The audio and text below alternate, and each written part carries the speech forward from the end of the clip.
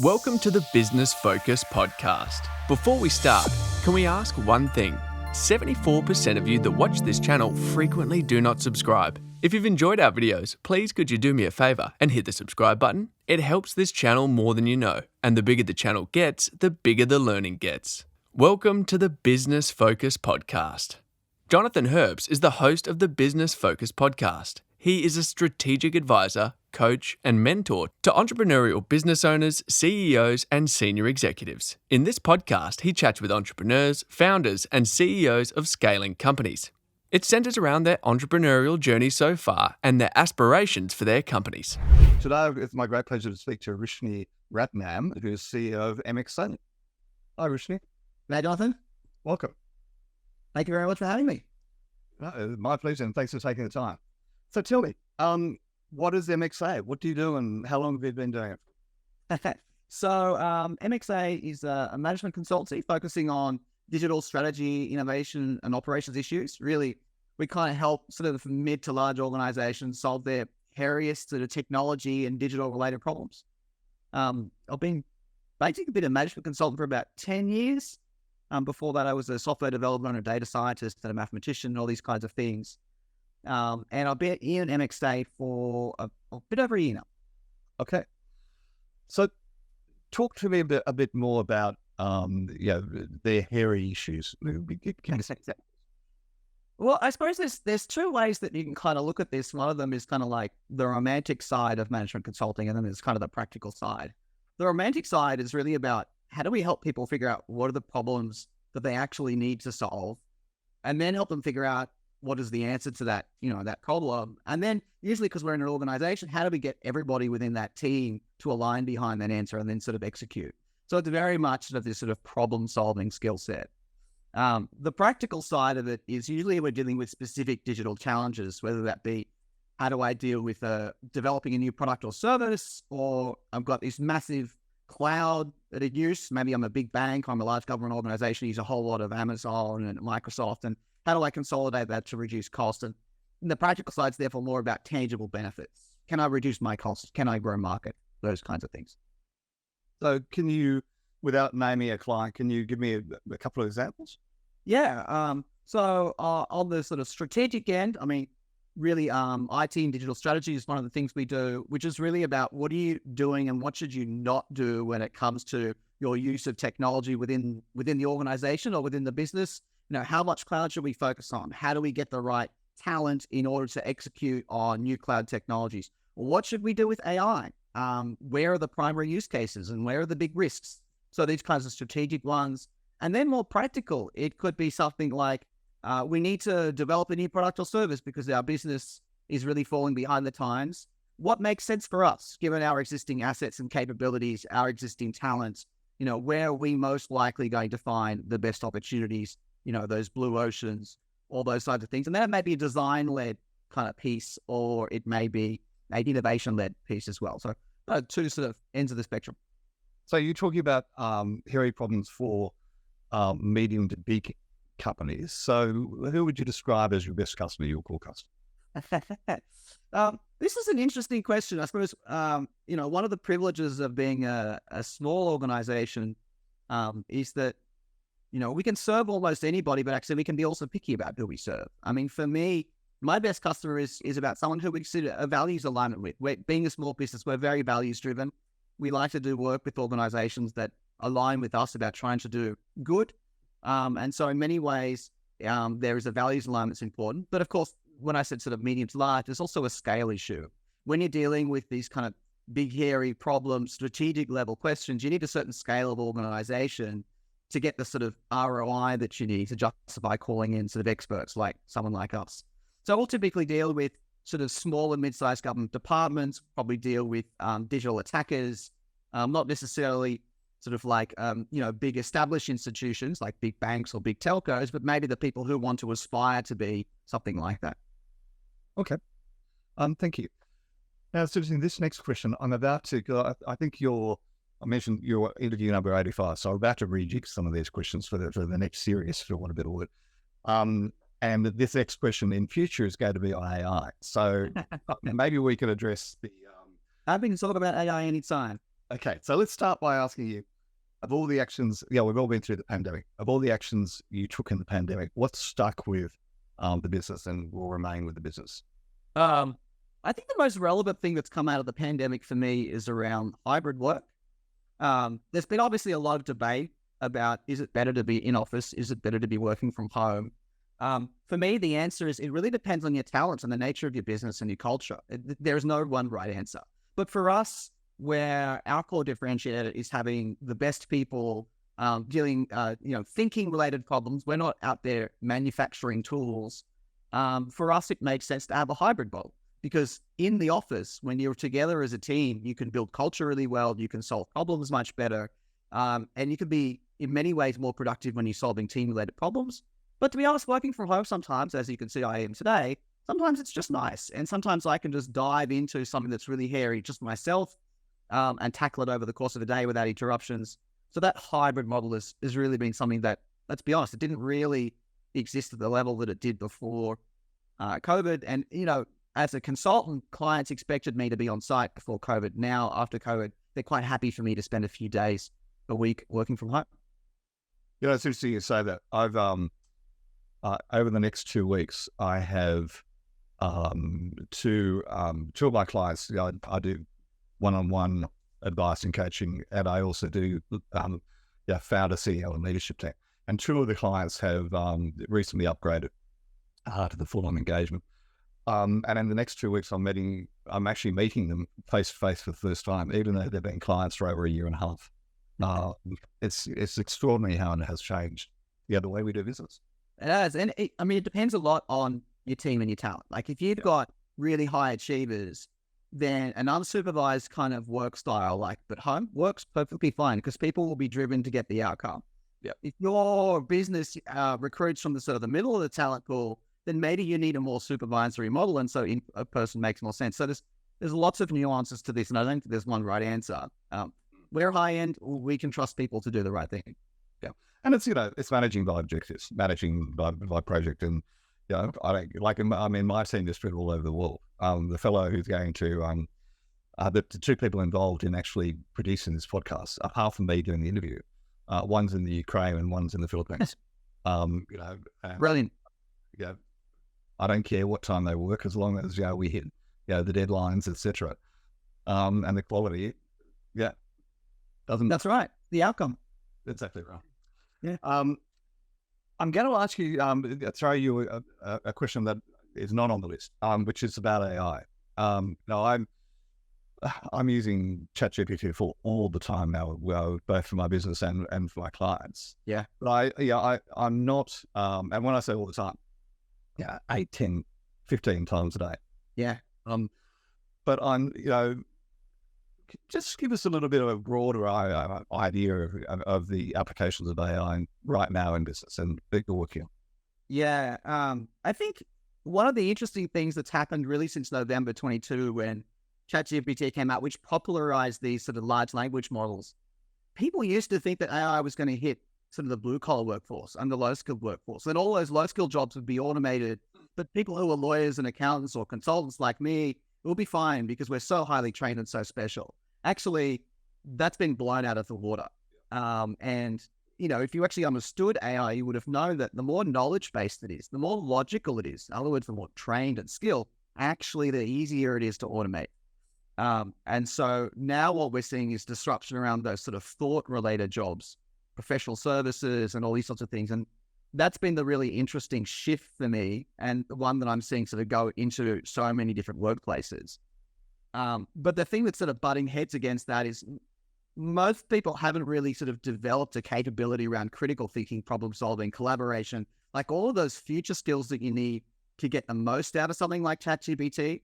As you know, if you use it, it gets stuff wrong all the time. That's not a problem. If you know how to think critically and you know how to collaborate with somebody, getting it wrong is fine because you can see it when you got a feeling for it and you can talk to it and go, actually, this doesn't seem right. How about this? And you get into that conversation. So, there's this thing that the sort of white collar jobs are now being automated, but actually people's skills need to uplift so that they can make the most of it. Yeah, it's a very interesting point. I thought I'd call with a client yesterday, and the client's looking at a potential acquisition. So I just pulled up ChatGPT and said, okay, let's just brainstorm this a little bit. One of the interesting things that she pulled me up on, or not pulled me up, she made the point. She said, "You're saying please and thank you." I said, yeah, that's just me. And just because it's technology, to me, I had an interesting experience of that this morning. My son came and he said, "Dad, why are you still in bed?" I said, "Because I fell over last night, tripped over my dog, tripped over the puppy, and I sprained my ankle, or maybe broke my ankle. I didn't know at the time." But I made the comment, tripped over the bloody dog, which I shouldn't have done in front of my son. But Google, I've got one of those little things. Google came up and said, "That's not very nice." That was number one, which is really interesting. But we sat down with the client and I said, okay, and once again, it's your critical thinking point, and it's a critical thing. So I said to ChatGPT, I'm a CEO of this type of company based in New South Wales, Australia. This is where we focus. This is my core customer. These sort of questions I'm asking you. I'm looking at an acquisition in this space. What legal documents would I need for this acquisition? Cool. The critical piece in there, New South Wales, Australia. Yeah. Write me the key terms for an acquisition letter of offer. Write me, now obviously, never go through with this without checking with a lawyer. But write me the letter of offer. Write me a press release. Write me this document. What considerations do I need to put into this legal document? Write me 10 Twitter feeds to promote it. Write me, etc. Yeah. But the really interesting thing was right at the end, because we were prompted and re-prompted. Right at the end, the final question I put in, now that you learned all of the above, how would your advice to be changed? It's fascinating how, just watching this technology. And it gave, there was one particular area it gave a critical change to the advice it had given us up until then. But, in the space of 10 minutes, what we put out there, blew her mind. It's something I'd done before. But really, expanded the CEO, and a very successful CEO, her mind unbelievably. And I think that's shocking sometimes when I remember showing ChatGPT to my father, who's a successful business executive, and getting into work on some things. And when people understand how to use it, it actually does blow your mind. You're like, holy smokes, this thing is at least as smart as most of the people I've worked with. Oh, absolutely. I equated to it's like having a third year out marketing graduate and a process graduate on my staff for $30 a month.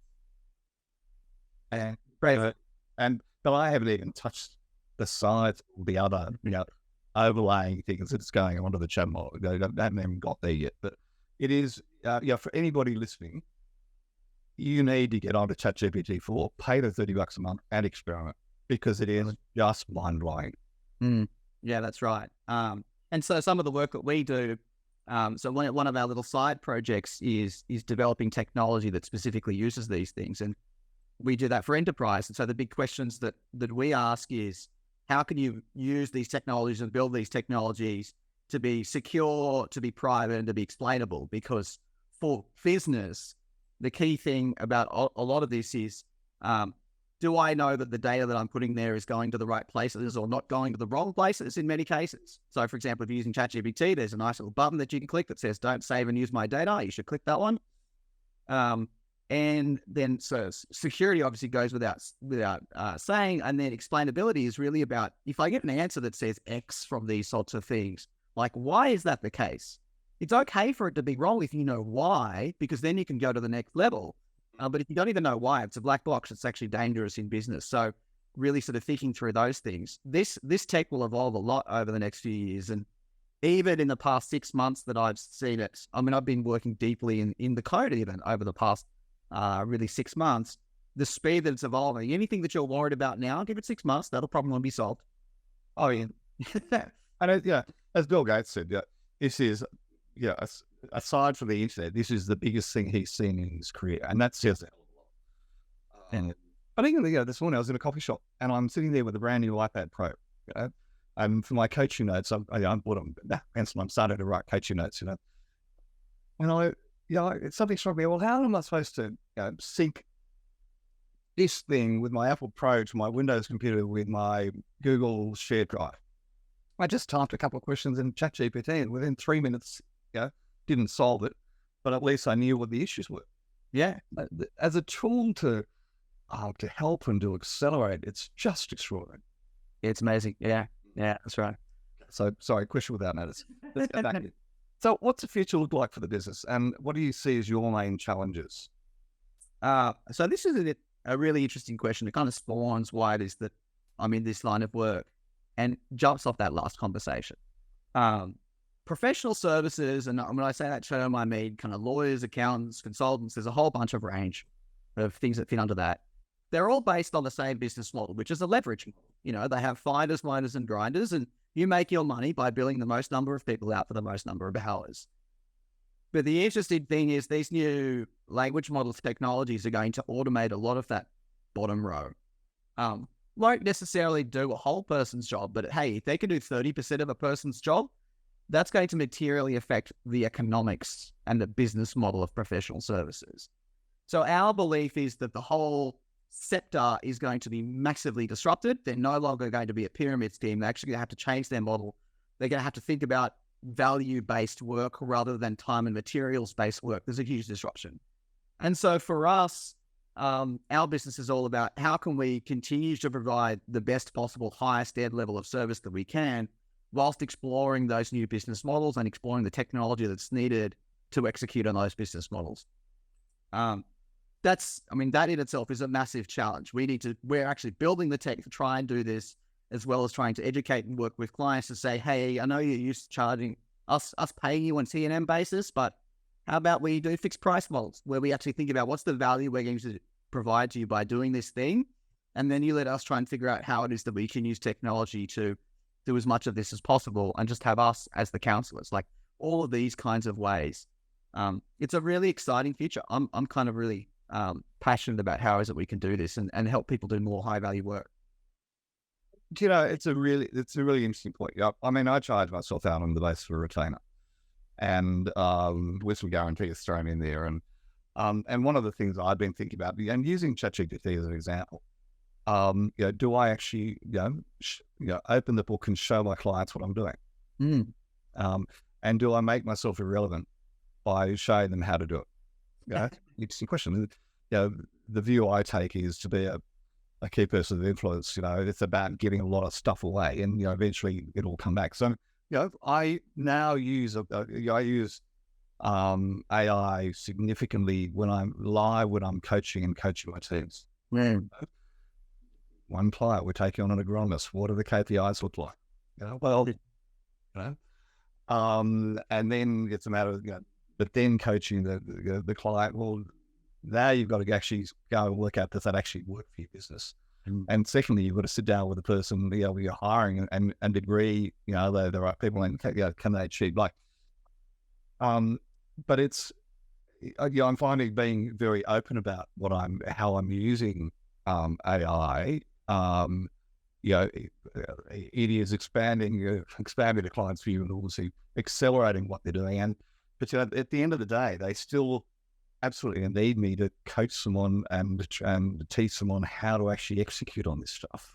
Holding accountable, etc. But so I'm in the same situation, but I've just found it. I think the model of the annual, monthly retainer, annual retainer, it fits quite well. That's right. And as you say, it's actually an interesting conversation that's kind of happening around the place at the moment. What is the financial model for all of these services? Whether it be professional services or even AI services themselves, like SaaS services used to be a monthly subscription, consumption-based model, all these kinds of things. It's not necessarily going to work for AI-based services. It's not going to work for professional services that make heavy use of those things. So it's going to be, we're going to have to figure it out. And I like your approach of being very transparent about it, because I think the best clients appreciate that and will work through with us as professionals about what's the model that even better aligns the value that we generate and provide with the remuneration. I think that's win for everybody.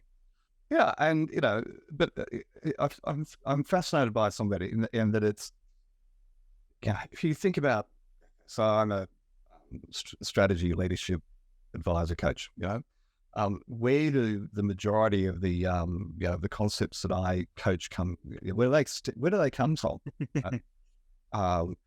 Peter Drucker, Jim Collins, all of that, a lot of strategy, doing lots of things. There's Michael Porter, lots of things, small things differently. I think competition to give you an advantage. Right? Yeah, it's fascinating when you actually start jumping into the AI and ask it to help you with that stuff. Yeah, but once again, so the view I've taken is being very open. Yeah, I like it. I'll just see it as a very much a value add. Yeah, be interesting to have to touch base in 6 months and see how it's going. So your business, your biggest learning since you've been a business owner or been a business leader? The main thing for me is around the value of talent. I'm constantly amazed when I run into people who will try and save money on talent, and such small percentages. In my experience, like the small percentages that you have to give, and I mean both money, but also non-financial things that you have to give in order to attract and retain just the best people, it pays for itself in space. It's just like a complete no-brainer from an ROI perspective for me. And so that's the thing that I've really enjoyed as being an entrepreneur and a sort of a business leader, is just spending so much of my time thinking about how is it that I can be the best leader that I can be to the best talent that I can get access to. And to forget about the cost of those things. If they're the right people, and I don't just mean like high capability, but I also mean good values, actually nice to work with. I only work with people who are nice to work. If you find those people, like whatever it costs, they're worth it. Yeah, and you're actually spot on. Having the right people, doing the right things, and as you say, with the right values. I talk of use the we in our coaching with our client teams. I'm coaching that they're having a formal coaching session at least once a quarter, but preferably once a month, and evaluating the team based on how do they fit the values of the company and how productive are they in their role and a matrix. And so, well, if they're toxic, well, we don't want them there. And they're the ones that as a basic rule, if you've got a toxic person in the team, they're the ones that make everybody else leave. Yeah, that's right. The one with the dust. Yeah. Number one, because they're toxic, and number two, because you as a leader are spending all your time managing them and not focusing on your good people. No. It's and I agree. I like your point about feedback too. Like I make it a habit. Have had for the past few years made it a habit within my businesses of fortnightly feedback sessions, my direct reports, and they're two-way. And for me, being a leader is very much about when I get feedback from my team, and I do as much as I can to make certain that they're comfortable doing that, then I make a big show of actioning that feedback and setting an example. Because how do people develop as professionals without feedback from their leaders? It just absolutely. And how do you know what they're doing, and are they focused on the right things to move them and you forward and the organization forward? I coach leadership teams, weekly, minimum fortnightly one-on-ones.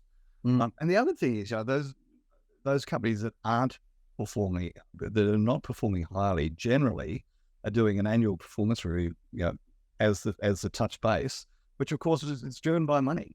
And one of my clients yesterday, the founder CEO, we were just talking about, he's got a CFO in there that says, well, there's this hierarchy and this is how much we're going to pay. Well, if the person's such a high performer, I don't care how much they get paid. They can surely get paid more than the CEO. But that sort of stuff should be adjusted as required, not every once a year. So it's that's right. Whole model around leading and coaching is such a critical skill for people like you and I, Rishni, leaders. And it's one. I also think that like real high performers, like if you look into some of the research and you work with high performers, what you find is they need to be paid enough so that they're not thinking about money anymore. Then beyond that, money doesn't actually help. Actually, it's the culture and it's the personal development and the impact on the world that they're creating. These things are what get people to stay and to invest. So, too much of a focus on money and annual cycles and the rest of it, not actually focusing on how am I helping this person to develop as a human and a professional. Like that's what's going to get you the ROI on that employee. Yeah, absolutely. And things like, I'm a member, my business is a member of the 1% Challenge, which I learned from Atlassian. And Atlassian is a IT company, hugely successful in Australia. If you ever want to watch a couple of fabulous things, just Google Atlassian core values and watch the 5-minute video to see why that company is so successful. Yeah. But one of the things they do is 1% of time, 1% of profit goes to charities of the employee's choice. Macquarie Bank does the same. And you wonder why these companies are so successful. I think that's right. And so I spent a few years in McKinsey and Company, and the thing that made there is how obsessed they are with values internally. And you can use values, and when you use values internally to help direct the thinking, people listen because they're like, actually, that's the most important thing to us. You're raising a values issue. What do we need to do? And it was such an inspiration for me. That's why I'm so drawn to values-led organizations. They're the guiding light, and it gets people to stay. I'm sorry for that crack of wine. I had a large McKinsey team work for me when I was in banking many, many years ago. And okay. So you've got they are fascinating experience. And how McKinsey, how their models, things like the issue tree model, how they get to the root of what we're trying to achieve. And the team I was leading was the largest financial services merger in Australian history up to that time. Wow. And I was leading the marketing, branding, and M&A team from within the merger team. Wow. The McKinsey guys just taught me stuff like just extraordinary. Yeah, they're good. Not perfect, but nobody is. But I've got huge respect for them. Yeah. And same. So tell me, when you think of the word successful, who comes to mind first and why? Yeah, this is a funny question. I've never really been driven by public figures or successful figures. Almost nobody comes to mind because the first thing that comes to my mind is, well, for whose definition of success? On one hand, I could think of my mother who spent 40 years in a local primary school as the office admin, raised a happy son. That seems like a pretty good definition of success. Hasn't got any money, didn't change the world, but did what she... So that's one hand. On the other hand is, plenty of business people that I could name. We were talking about McKinsey. The sort of founding father of McKinsey is actually a guy by the name of Marvin Bower. And the thing that I like about him and that I define him as successful is he instilled the sort of values-led nature of that particular organization. And so someone who is focused on how is it that I can make something values-led, that for me, and actually affects that for me is also a definition of success. So it's not hard for me to answer. Sort of depends on what success means to you. Firstly, play is back to your mother. Really. And it's fascinating. This is my favorite question of all, as it turns out, because I get such a range of players, and a lot of it is driven by, I can say probably the age, but we get the Elon Musks, we get the Bransons, we also get your point. What is if someone is satisfied in themselves, it's a really interesting one to go back. I'm going to repurpose some of these videos to show these examples. And if you using McKinsey's example, there was an ex-partner of McKinsey's. His name is Rob Stitch. And Rob Stitch left McKinsey's and went on to become a comedian. He went on to he's now but he's the lead character in the current series on the ABC called Utopia. He produced The Castle. He produced a great show. The Dish. And there's another podcast which I highly recommend. I haven't mentioned it before. Called How Other Dads Dad. Okay. And this is what the host is a guy called Hamish Blake, who's the host of Lego Masters. Is that Hamish? Yep. And the first interview he did was with Rob Stitch about how he dads. And I recommend that to any parent anywhere. Because number one, it's very funny. But number two, some of the hints, one of the things, Rob Stitch has 5 children, I think between 13 and 21. And as he said, one of the things, and I've got 2 9-year-olds, one of the things he said to me, was, you really only have 8 summers with your children. Below 4, they're just below 4. Over 12, they want to be with their mates. And so you've got 8 summers to make a really big... Wow. I thought about it that way. That's such a great perspective. And there was this whole series of insights. Rob Stitch, one of the things we've done recently is we took straight out of his playbook. I said to the 2 9-year-olds, right, what do you want to do for a week? I actually told them for a weekend. So Rob Stitch had said to his kids, you plan a holiday and we'll do whatever you tell us to do. And it turns out the kids, and only after I asked my kids this, I took them to Uluru last November for my what? Kids don't get views. I didn't realize it. It sounds dumb. I didn't realize it. And it's Rob Stitch said, I don't get views. So I asked them on the way. I was listening to this on the plane back. And I said to them when we got off the plane, what's your favourite memory of going to Uluru? And they said, the Fijian waiters singing happy birthday to mum. How many thousands of dollars did I spend on that bloody wasted holiday? Buffet breakfast. How other dads dad, Hamish Blake, Rob Stitch, listen to it, because when there's a new definition of it for me, successful, Rob Stitch. Fantastic. I'll definitely listen to it. I'm well and truly out of control. I'm trying to move myself back. Books, podcasts, there's the sort of biographies you might recommend. I pulled 3 of my favorite. As you can tell, I obviously do a fair bit of reading, and probably could spend a whole podcast just talking about books with you, Jonathan. But I pulled 3 that I thought might be a little bit interesting. The first one is Endurance, which is the biography of Ernest Shackleton, his trip down to Antarctica in 1914. You said business, but this for me is one of the best examples of leadership. It's actually just the most amazing story I've ever read. And it's a good example of understanding how is it you lead people in times of stress. If people haven't heard of the story and haven't read this, I couldn't recommend it enough. Effectively, man goes down to Antarctica with a team, gets shipwrecked, gets them all back alive in 1914. It's just absolutely phenomenal. The second one, which I would recommend, actually, I'll come down to here, because we were talking about leadership, we were talking about talent. This one, No Rules, by the founder of Netflix, Reed Hastings, was probably, it was a really interesting book for me, because it's kind of about, if you have a set of assumptions around the nature of the talent that you've got and the mission that you as an organization are trying to achieve, if those things are in place, you can do a whole bunch of other really interesting things with building company culture. And so that for me was just a really interesting explanation of, okay, if you've got top end talent, what can you do? How can you do things? And throw out the book and think from fresh. I found that really fascinating and amazing. And the last one is The Changing World Order by Ray Dalio.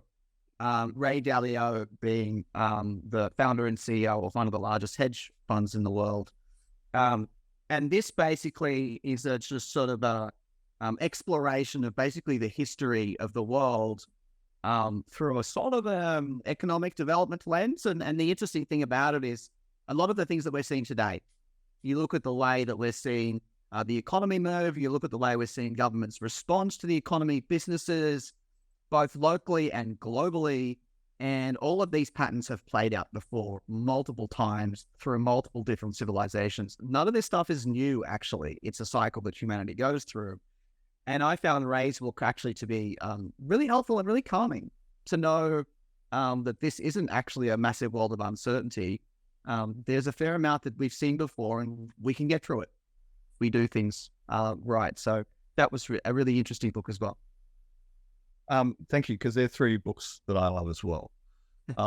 And Ray Dalio is like, he's like a multi-billionaire, really fascinating guy. When I was in a past life, my wife and I did some work overseas, and we were in the backwards of Cambodia, and I was reading.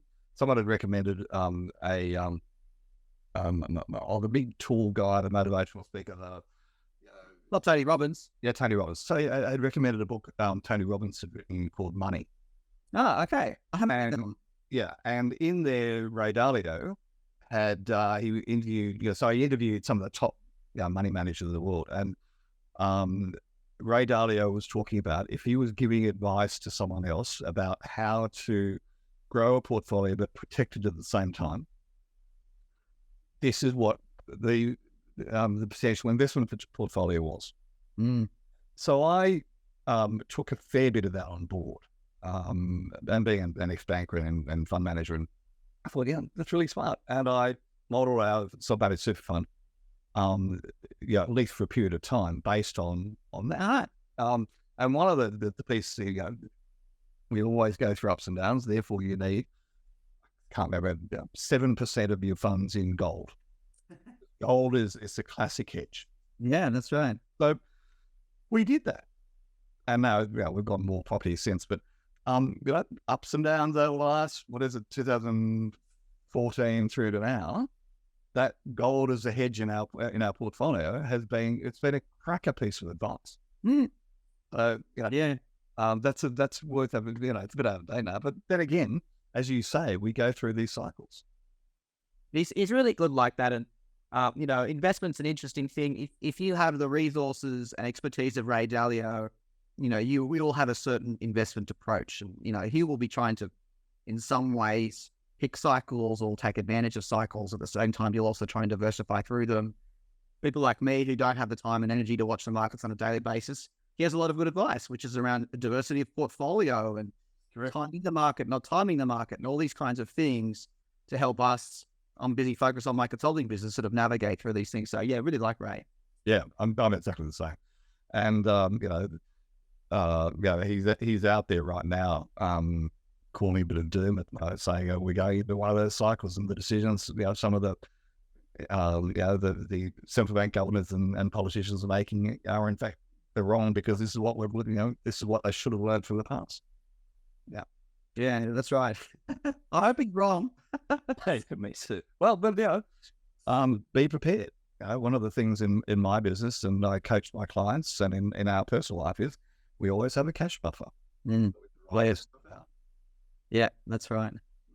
So, any last piece of advice or parting words to entrepreneurs or aspiring entrepreneurs out there?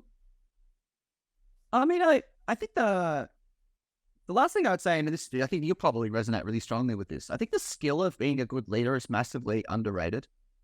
And people spend a lot of time investing in sort of tangible skills like, can I write software, and how do I do design thinking, or whatever it is, fund management. And probably people spend not enough time actually asking the question. I like to ask myself the question on a weekly basis: what am I doing to be the best leader that I can possibly be to the set of people that I want to lead?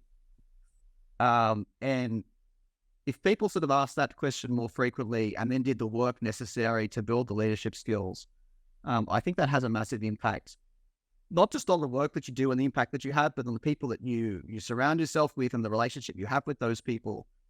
I think it's just something that people should spend more time in, and something I'm passionate about. I totally agree. And another way of putting that is asking yourself every week, and asking your team, what can I do to make your life easier, or make it easier for you to do what you do.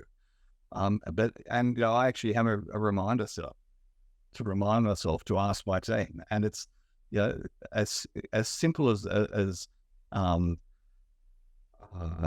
having I talk a lot about rhythms and meeting rhythms and everything else, and having the right questions, asking the right questions, and being open being open to, for them, and being open to the point that they will come to you when they've got a problem.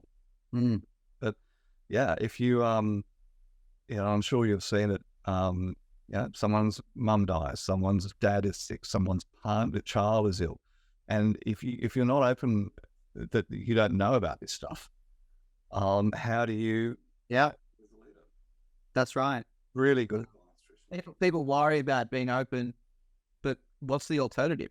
The alternative is that people don't have that trust in you and don't confide in you and don't tell you what the challenges really are. That's much worse than the vulnerability that you risk by being open. Exactly right. So I think it's a bit of a no-brainer. Yeah, totally right. It's really good advice. Thank you, Rishni. Thanks so much. You can tell I've enjoyed the conversation. I'm well and truly out there, so I apologize. It was supposed to be more about you. Pleasure. I enjoy it too. It sounds like we've got a lot of common thoughts about leadership and business and exactly right. Happiness and success. And there's some great insights in this interview. I really appreciate it. But make sure you go and show your mother that. I will do that. Thank you, Rishni. Thank you. All the best. If you are hearing this message, you've listened to the entire episode, and for that, we want to thank you from the bottom of our hearts. We hope you enjoyed this new episode, and if you did, please leave us a review on YouTube, Apple Podcasts, and Spotify, or wherever you watch/listen. Please share this episode with others who may be interested in this topic. If you want to be a guest on the podcast, please send an email to admin@scaleupgrowth.co. Put "Be a guest" in the subject line and tell me a little about yourself. If you want to gauge where your business growth potential is and identify where the biggest opportunities in your business lie, or where the key needs that you need to concentrate on right now are, take our assessment where you will receive personalized advice for improvement. It's quick and free. Go to scaleupgrowth.scoreapp.com. If you would like to work with me one-to-one, I love coaching and get the best outcomes that way. Send me an email to jonathan@scaleupgrowth.co and put one-to-one in the heading. Tell me a bit about your business and let's see how we can apply a great strategy for your business. So that's it for this week. Tune in next time for more great learnings from a scaling entrepreneur.